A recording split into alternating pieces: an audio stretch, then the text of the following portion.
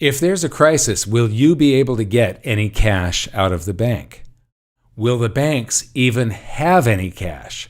Because as of last March, it is no longer a requirement. The banks do not have to have a single dollar bill in them. This is the Federal Reserve's, the Board of Governors of the Federal Reserve System, Policy Tools, Reserve Requirements page. Now, I've been looking at this page since I wrote my book. I've had this like bookmarked, and I look at it once in a while. There's minor changes here and there. Actually, the list of changes is all right here throughout the years. And they change reserve requirements and what banks have to be able to create loans. The required reserves and the reserves that the banks have to have are reserves that are at the Federal Reserve. So it's the commercial bank's account at the Federal Reserve. And the first $16.9 million worth of loans that they write always had a 0% reserve requirement. They didn't have to have a dime to be able to create the first $16.9 million that the bank creates. They just type it into your account. And then from 16.9 to 127.5 million, that tranche, they actually had to have 3% of that at the reserve account at the Federal Reserve. So if they loaned you $100, they type up brand new $100 into existence, and they have to find $3 they don't have to actually have it that day. They can go out and find it in the interbank lending market where they're all lending to each other at the end of the day when they settle accounts. Then this was 10%. So you had 0%, 3%, 10%, 0%, and 0%. And so that's how currency is created by banks and the reserves that are required for them to be able to create the currency. So it's all been taken to zero. So this means that the commercial banks can now do infinite currency creation. They don't have to have anything to back it up except your signature on a loan document, an auto loan, a mortgage. You want to do a billion-dollar real estate project, whatever it is. They don't have to have anything to loan you. They just type brand new currency into the computer, and all of these reserve requirements were changed as effective March 26th. Now, what's more important, though, is this report, Aggregate Reserves of Depository Institutions. And you see the required reserve balances, and that as of April now is at 000 all the way across. But what's more concerning is if you go down to this table number 2, this is reserves, and this is vault cash, too. There's a little footnote there, too. You go down to April, no vault cash is required. This is in millions of dollars, so there's $88 billion worth of vault cash available, but none of it is required. And vault cash is a cost for the bank. They don't like vault cash. They would rather not have any cash on hand at all. Imagine if they didn't have any cash. You wouldn't need nearly as many tellers. You would only be accepting checks as deposits, and those can now be done over an app. So they really would love to get rid of the vault cash. This has all the costs of not just the vault and the security in the banks, but the armored cars, and they buy this vault cash by swapping in reserves that they're getting paid interest on by the Federal Reserve. They swap that and I believe there's a fee for printing the currency, a very small fee. But they're losing the interest when they convert to vault cash, and then they have the armored car costs and the cost of the vault and the added cost of security in the bank. Now, imagine banks with no cash. Is there a need for an armed guard in the bank anymore? I mean, there's nothing there to steal. You can't go in and hold a gun to somebody's head and make them type digits into your account. You're going to get caught. So the vault cash eligible to satisfy reserve requirements. That's what So this is used to satisfy reserve requirements. There are no more reserve requirements. Banks don't have to have any cash on hand, and they don't have to have any currency to loan you. They can now just create an infinite quantity of currency. So that was part of required reserves, the vault cash, and then all of the reserves, when you've got the 10% reserve ratio, was required to make the loans, and here it dropped to 0. So this was the chart I was waiting for. I would have done this video much, much earlier, but I was waiting for this chart to come up, and it says it was updated May 7th, and they always actually post the chart after this update, so it was a couple days later.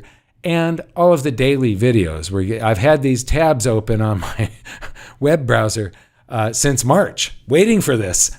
So here you go. But now it's at required reserves is 0.000. And vault cash was a portion of this. Of the 214 billion, 88 billion was vault cash.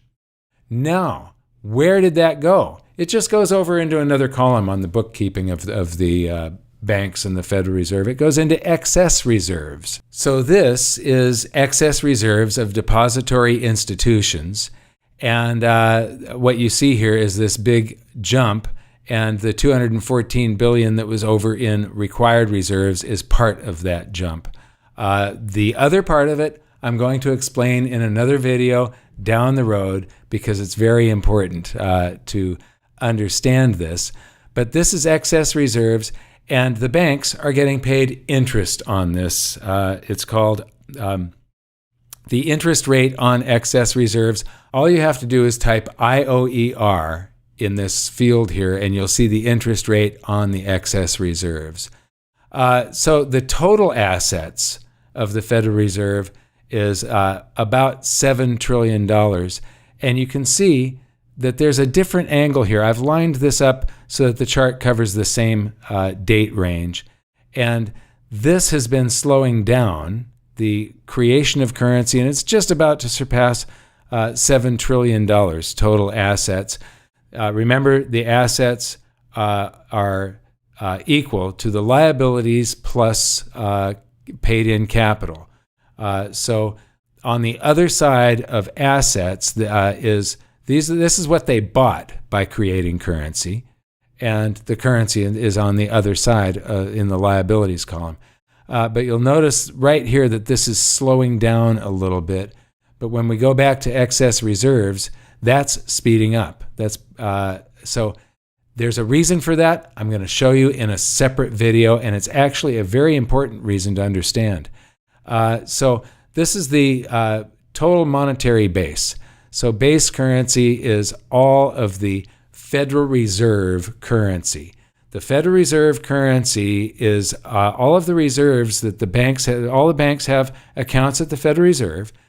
They're issued these central bank dollars that never leave the central bank. The only central bank dollars that leave the central bank are Federal Reserve notes, the actual paper notes in our wallets. The stuff in your bank account is bank credit that the bank created by typing digits into your account.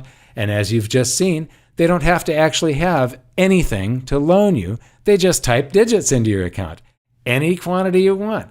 As long as they think that you can pay them back, your signature puts a set of handcuffs on you to pay them back, and whatever they've loaned you on, they can foreclose against. But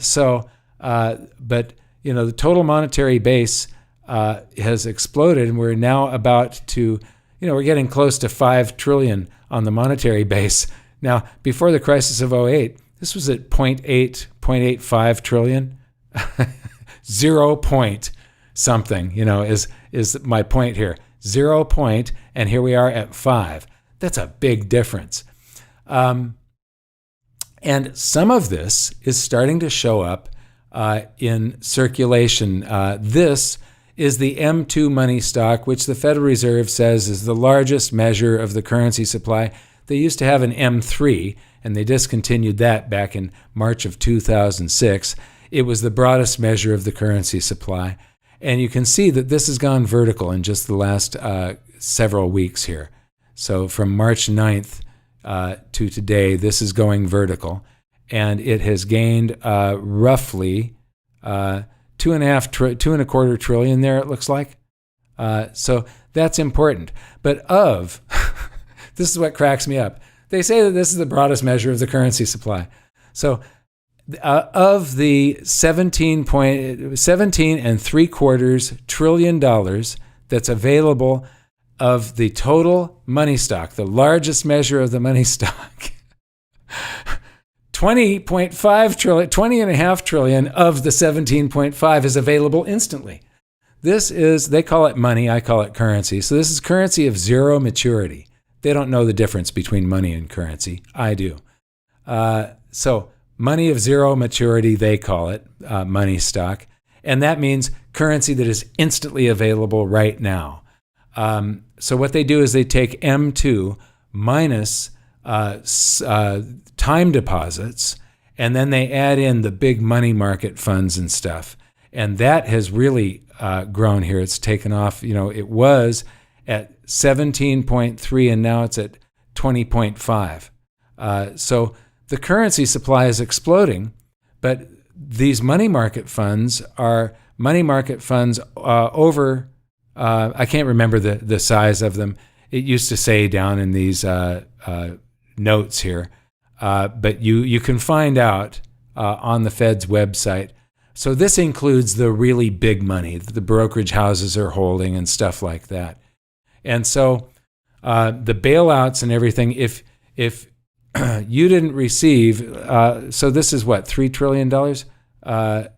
Yeah, there's more than $3 trillion here that is in checking accounts somewhere, accounts that are instantly accessible. 3 trillion, I have to do the math, but there's 330 million people in the United States. What is your percentage of that 3 trillion? And if you didn't get it, then it's unevenly distributed. And there's something called the Cantillon effect that we've talked about before. When you create new currency, it steals purchasing power from the rest of society and transfers it to whoever gets to spend that currency first. Whoever receives that currency gets that stolen wealth. So the currency supply around the world is exploding. The wealthiest people on the planet are getting it, and it's all coming out of our pockets. I want to thank you for watching. Just remember, the banks aren't required to have any cash on hand in case you want some. Thanks a lot. We'll see you next time.